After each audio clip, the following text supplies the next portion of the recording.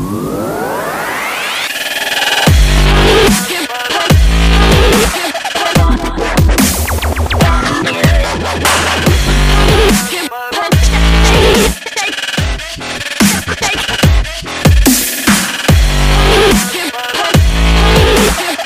दोस्तों, this is Inamul. Welcome to my channel Inam tutorials. तो दोस्तों, कंप्यूटर के जो टर्म्स थे जिसको हम लोग टर्मिनोलॉजी बोलते हैं, उसके 2 एपिसोड हो चुके हैं। आज तीसरा एपिसोड का वीडियो है जहाँ पे हम 10 पॉइंट्स बताएंगे कंप्यूटर के टर्मिनोलॉजी से।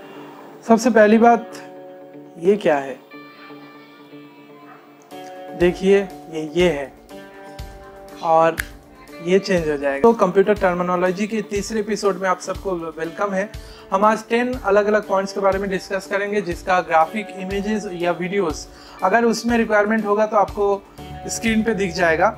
ठीक है, तो सबसे पहला हमारा जो पॉइंट है आज, डिबगिंग करके। डिबग, DUBEG, डिबगिंग इसको बोलते हैं। तो इसकी जो डेफिनेशन है वो मैं पहले पढ़ लूँगा, फिर उसको मैं समझाऊँगा विथ एग्जाम्पल। सबसे पहला है, डिबगिंग का मतलब होता है process of finding and correcting program errors. किसी भी प्रोग्राम में उसके एरर को प्रोसेस करना, मतलब प्रोसेस के दौरान किसी भी सॉफ्टवेयर प्रोग्राम पे जो भी एरर है उसको फाइंड करना, ठीक है, और करेक्टिंग प्रोग्रामिंग एरर्स या बग्स। इससे पहले बग्स से रिलेटेड मैंने टॉपिक के बारे में डिस्कस किया था।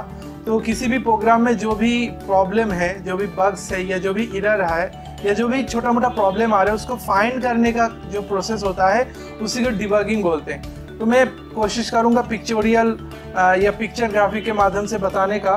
तो डिबगिंग बहुत सिंपल प्रोसेस है, मतलब इसकी प्रोसेस अगर याद रहा तो ठीक है, नहीं तो एग्जाम्पल के तौर पर या बहुत तुक्का मार के भी बताने लायक पॉइंट ये है नहीं, क्योंकि किसी भी प्रोग्राम पे जो प्रॉब्लम क्रिएट होता है, जो भी एरर है, मतलब कौन सी प्रोग्राम में एरर है, क्या एरर है, इस प्रोसेस को डिबगिंग बोला जाता है। ठीक है, नेक्स्ट पॉइंट का नाम है डिफ़ॉल्ट। डिफ़ॉल्ट ये कंप्लीट जितने भी मैंने वीडियोस बताए हैं, कभी ना कभी डिफ़ॉल्ट के बारे में बताया होगा किसी और टॉपिक के बारे में बताते टाइम, लेकिन यहाँ पे डिफ़ॉल्ट जो पॉइंट अभी डिस्कस है, इसको दोबारा फिर से बताने का ज़रूरी पॉइंट ये है कि डिफ़ॉल्ट मतलब सबसे पहली बात, सिंपल लैंग्वेज में कंप्यूटर से रिलेटेड जो भी सिस्टमैटिक पार्ट है उसी को डिफ़ॉल्ट बोलते हैं। जस्ट लाइक विंडो हो, एप्पल का सॉफ्टवेयर हो, उसमें जो सिस्टम के साथ जुड़ के आया है वही डिफ़ॉल्ट है। जैसे स्मार्टफोन पे, स्मार्टफोन को ख़रीदने के बाद उसमें स्मार्टफोन के सिस्टमैटिक जितने ऐप्स होते हैं, जो प्रोग्रामिंग होते हैं, उसी को डिफ़ॉल्ट बोलते हैं। डिफ़ॉल्ट फंक्शन को चेंज नहीं किया जा सकता है, वो सिस्टम के अंदर सिस्टम के साथ आपका जुड़ा हुआ होता है। ठीक है, तो डिफ़ॉल्ट को आप ये बता सकते हैं किसी भी, अब डिफ़ॉल्ट को आप रियल लाइफ एग्जांपल अगर देते हैं, जैसे हमने इससे पहले वीडियोस में बताया था, यूनिवर्सिटी, कॉलेज या एजुकेशनल किसी भी डिपार्टमेंट में वहाँ की जो बेसिक रूल्स रेगुलेशन होते हैं उसी को डिफ़ॉल्ट बोला जाता है। तो यहाँ पे डिफ़ॉल्ट का मतलब आशा करते हैं समझ गए होंगे। नेक्स्ट पॉइंट है डिज़ाइन। अब डिज़ाइन तो नॉर्मली बातचीत में बोला ही जाता है, डिज़ाइन क्या है। डिज़ाइन, अब डिज़ाइन में अगर डिज़ाइन को डिफाइन करना है कि ग्राफिकल इमेजेस हो, पिक्चर हो, एनिमेशन हो या वीडियोस के ज़रिए किसी भी डेटा को शो कराना, वो डिज़ाइन की कैटेगरी में आएगा। तो डिज़ाइन की कैटेगरी में ग्राफिकल हो, इमेजेस हो, पिक्चर हो, एनिमेशन हो, वो सारे एग्जाम्पल के जरिए आप देख सकते हैं। नेक्स्ट पॉइंट का नाम है DTP। DTP का सबसे पहला फुल फॉर्म है डेस्कटॉप पब्लिशिंग। DTP खुद एक कोर्स का नाम भी है। एक्चुअल में ये कोर्स का नाम नहीं था, लेकिन ये एक्चुअल में आपका डिज़ाइनिंग का एक पार्ट बना है। इस वजह से DTP को डायरेक्ट डेस्कटॉप पब्लिशिंग का काम भी बोला जाता है। और DTP खुद एक कोर्स है, एक डिप्लोमा कोर्स है जहाँ पे डिज़ाइन और पब्लिसिटी से रिलेटेड काम सिखाए जाते हैं। जस्ट लाइक किसी भी कंप्यूटर इंस्टीट्यूशन में जाके आप DTP कोर्स के बारे में अगर जानकारी लेंगे तो वहाँ पे आपको बताया जाएगा page maker, adobe Photoshop, Corel Draw, ऐसे तमाम सॉफ्टवेयर के जरिए डिज़ाइन सिखाए जाते हैं, उसी को DTP बोला जाता है। किसी भी पब्लिशिंग कंपनी में जाके अगर आप डिज़ाइनिंग से रिलेटेड जॉब सर्च कर रहे हैं तो वहाँ पे आपको सबसे पहला रिक्वायरमेंट होता है कि DTP कोर्स किया हुआ है कि नहीं, या उससे रिलेटेड इंफॉर्मेशन पता है कि नहीं। या फिर इंटरव्यू में पूछा जाता है कि DTP में यूज़ होने वाले सॉफ्टवेयर के नाम बताए जाए। एडोब पेज मेकर हो सकता है, एडोब फोटोशॉप हो सकता है, कोरल ड्रॉ हो सकता है। तो आशा करते हैं DTP आपको समझ में आ गया। नेक्स्ट पॉइंट है डायरेक्टरी। डायरेक्टरी, अब डायरेक्टरी बताने से पहले एक ज़रूरी बात ये भी बता दें, वीडियोस अगर आप देखते हैं और वीडियोस से अगर आपका कुछ फ़ायदा हो रहा है तो बिल्कुल वीडियो को लाइक करें, शेयर करें एंड सब्सक्राइब। कंप्यूटर से रिलेटेड जो ये एजुकेशनल चैनल है जहाँ पे डिफरेंट टॉपिक पे ऊपर डिस्कस होता है, उस चीज़ का रेगुलर नोटिफिकेशन पाने के लिए इसको आप क्लिक करें subscribe button and all notification की बटन। तो इससे क्या होगा कि जब भी हम वीडियो अपलोड करेंगे आपके पास पहला नोटिफिकेशन पहुंचेगा। क्योंकि YouTube में ज्ञान का भंडार है, एक ऐसा साइट भी है, क्योंकि हर टॉपिक पे कोई ना कोई वीडियोस मिल ही जाते हैं। तो इसी वजह से सब्सक्राइब आप कर सकते हो अगर आपको ये सारे टॉपिक आपको समझ में आता है, और इसी चीज़ से रिलेटेड आप कमेंट सेक्शन में कमेंट भी कर सकते हैं। तो वापस आते हैं, हमने पॉइंट बताया था डायरेक्टरी मतलब नॉर्मल लैंग्वेज में क्या होता है कि किसी पार्टिकुलर किसी जगह की जो भी इंफॉर्मेशन है, सूचना है, वो किसी कॉपी में या किसी एक सर्वर पे एक साथ अवेलेबल होना, उसी को डायरेक्टरी बोलते हैं। अब डायरेक्टरी वर्ड्स बहुत पहले यूज़ होता था, जैसे BSNL की जो लैंडलाइन फ़ोन होते थे पहले, अभी भी है लेकिन मोस्टली ज़्यादा नहीं है गवर्नमेंट सेक्टर के अलावा। तो BSNL की जितने भी नंबर है उसके एक डायरेक्टरी बुक होते हैं। अब डायरेक्टरी के फॉर्म में BSNL के बुक में नंबर वाला जो बोल रहा हूँ, डिक्शनरी भी आप समझ सकते हो, या आपने कंप्यूटर में ऐसा कोई फोल्डर बना के रखा है जहाँ पे पूरे अलग अलग कैटेगराइज करके पिक्चर्स की फोल्डर बना हुआ है, वो भी एक डायरेक्टरी। तो कुल मिला के कोई भी डेटा इन्फॉर्मेशन, अब वो ग्राफिकल इमेजेस भी हो सकता है, सॉन्ग भी हो सकता है, वीडियोस भी हो सकता है, इन तमाम चीज़ों की एक ग्रुप के वाइज में एक फोल्डर हो जहाँ पे अलग अलग कैटेगराइज करके सारी चीज़ें अवेलेबल हो, उसी को डायरेक्टरी बोलते हैं। यहाँ पे डायरेक्टरी की जो सिस्टमैटिक डेफिनेशन है ये है an on screen list of the file name on your disk. अब हमारे कंप्यूटर की हार्ड डिस्क ड्राइव में जितने भी हम लोग पार्टीशन बनाते हैं, partition C, D, E, F कैसे तमाम अलग अलग बनाते हैं, और हर डिस्क में हम लोग अपने पसंदीदा कैटेगराइज को सेट करते हैं, जैसे video gallery, song gallery, software gallery. अब सॉफ्टवेयर में जो है, सॉफ्टवेयर में अलग अलग फोल्डर के अंदर सॉफ्टवेयर होंगे। पिक्चर्स में भी आप देख सकते हैं अलग अलग पिक्चरों के नाम से, या हॉलीवुड, बॉलीवुड, डुअल ऑडियो, ऐसे तमाम होते हैं। तो डायरेक्टरी आशा करते हैं आप समझ गए। नेक्स्ट ऑप्शन का नाम है DOS। ठीक है, हमने ऑपरेटिंग सिस्टम के बारे में जो वीडियोस बनाया था उसमें DOS के बारे में मैंने डिस्कस किया था। DOS का सबसे पहला फुल फॉर्म है डेस्क ऑपरेटिंग सिस्टम। DOS को हम लोग पूरा नाम इसका है MS-DOS। ठीक है, DOS के बारे में कुछ इंपॉर्टेंट बात ये है, इंटरव्यूअर में सवाल पूछे जाते हैं कि जैसे DOS का full form desk operating system, DOS है क्या? DOS एक सबसे पहला ऑपरेटिंग सिस्टम है, माइक्रोसॉफ्ट कॉर्पोरेशन के द्वारा बनाया गया सबसे पहला ऑपरेटिंग सिस्टम है, और कमांड बेस्ड ऑपरेटिंग सिस्टम के नाम में MS-DOS सबसे पहले नंबर पे है। ठीक है, अब कमांड बेस्ड और ग्राफिकल, ये जो अलग अलग ऑपरेटिंग सिस्टम है, इसके बारे में डिटेल में अगर आपको जानना है तो आप हमारे ऑपरेटिंग सिस्टम की जो प्लेलिस्ट है उसमें जाके वीडियोस देख सकते हैं। यहाँ पे हम DOS के बारे में बता दें। DOS के बारे में सबसे मेन बात यही है, DOS सबसे पहला ऑपरेटिंग सिस्टम का नाम है। DOS माइक्रोसॉफ्ट कॉर्पोरेशन के द्वारा बनाया गया सबसे पहला ऑपरेटिंग सिस्टम है, और DOS एक कमांड बेस्ड ऑपरेटिंग सिस्टम है जहाँ पे कमांड देके उस ऑपरेटिंग सिस्टम पे काम किया जाता है। नेक्स्ट ऑप्शन का नाम है डंप, DUMP, डंप। अब डंप वर्ड को हम लोग रियल लाइफ में बहुत सारे जगहों में यूज़ करते हैं। बहुत लोगों की कामकाज के बेस पे उनको डंप बोला जाता है, उनकी वर्किंग प्रेफरेंस में डंप बोला जाता है, उनके बिहेवियर में भी डंपिंग बिहेवियर बोला जाता है। तो डंप एक्चुअली बातचीत के अकॉर्डिंग डंप मतलब एक बहुत खराब, बहुत बेकार सी चीज़, लेकिन कंप्यूटर के फॉर्म में डंप की जो डेफिनेशन है उसको मैं पहले पढ़ लूँ, फिर मैं उसको डेफिनेशन समझा देता हूँ। डंप में क्या है?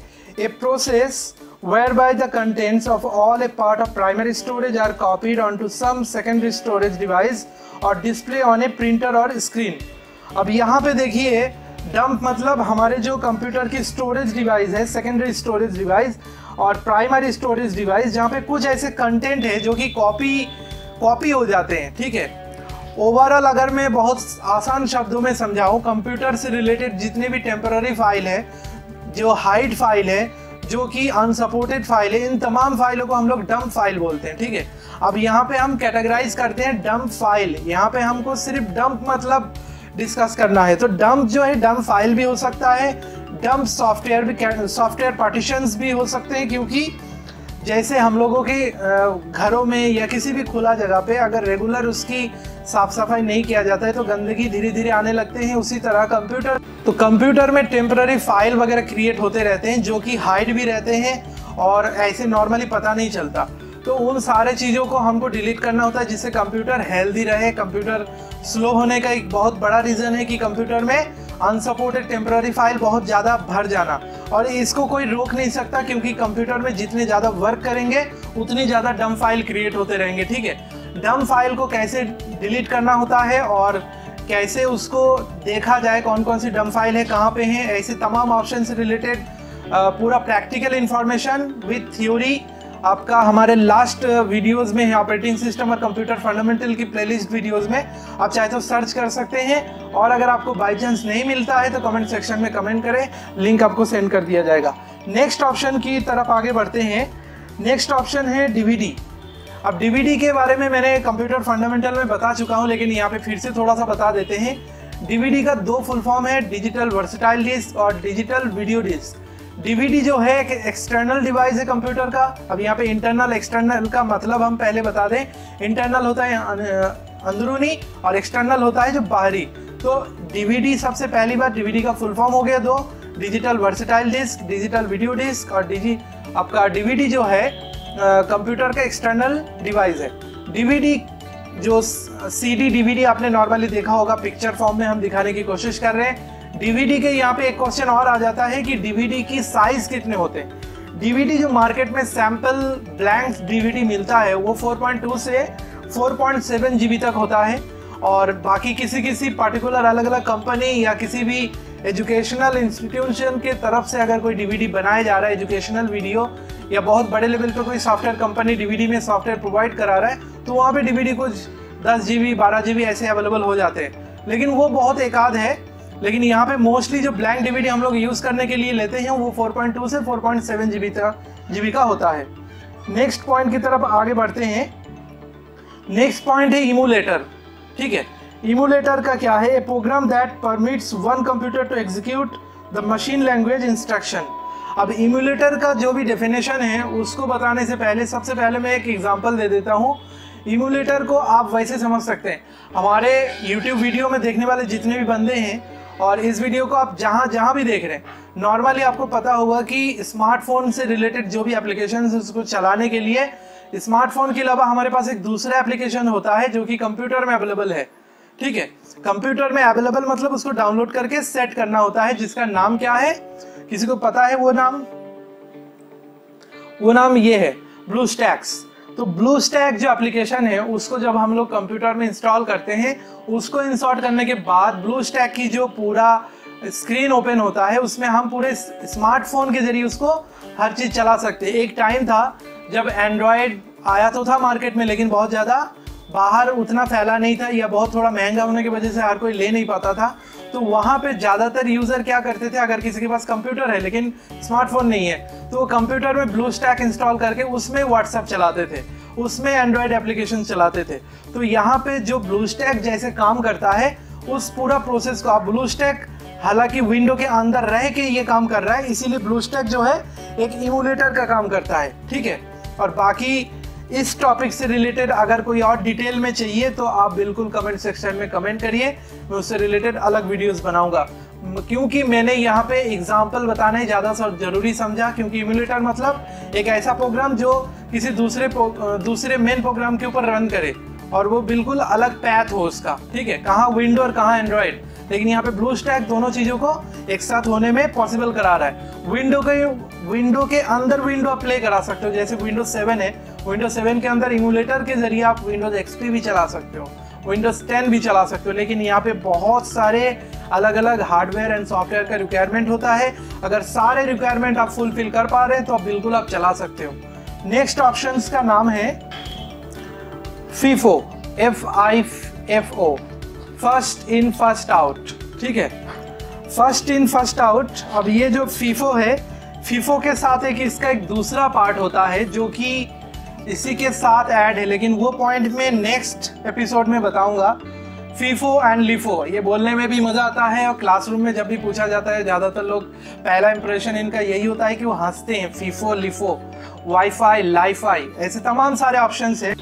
तो यहाँ पे FIFO का फुल फॉर्म है फर्स्ट इन फर्स्ट आउट। अब जैसे सबसे पहले हम एग्जांपल देते हैं, मार्केटिंग स्ट्रेटेजी या मार्केटिंग मैनेजमेंट से रिलेटेड एक ऐसे तरीका है जहाँ पे जितने भी मार्केटिंग एडवाइज़र होते हैं वो जब भी कोई प्रोडक्ट लॉन्च करना होता है या किसी बड़े बड़े एजेंसीज या मॉल्स में एक ऐसे प्लान जारी करते हैं जहाँ पे वो बोलते हैं पहले आओ पहले पाओ।